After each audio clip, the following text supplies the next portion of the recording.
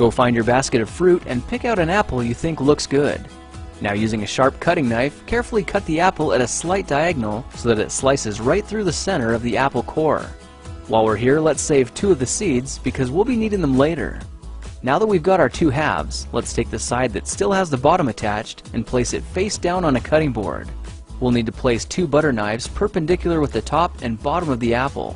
Now we can carefully cut down along one side of the apple core until the knife bottoms out on our makeshift spacers, then use the spacers as a guide to gently cut in from the side.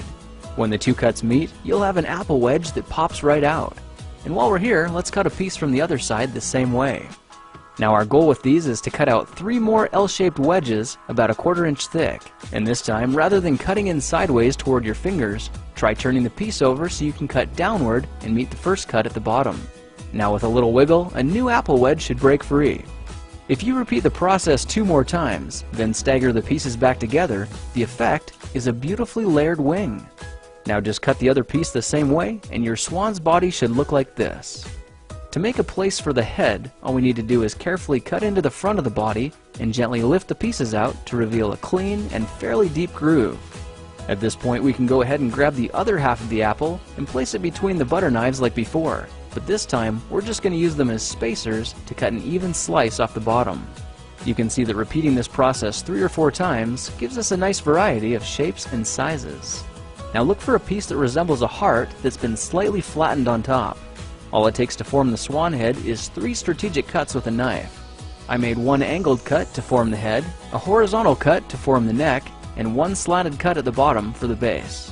Now you should be able to see how this is coming together. And to clean it up a bit, just use your knife to round off the sharp edges. All that's left now is to place the apple seeds where you think the eyes should go, then use the side of a butter knife to press them firmly into position. When both eyes look good, simply drop the neck into place, and you're done.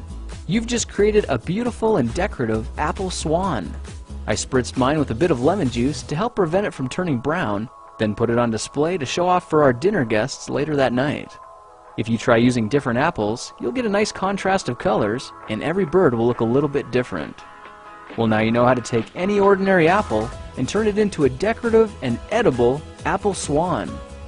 If you like this project, perhaps you'll like some of my others. Check them out at thekingofrandom.com.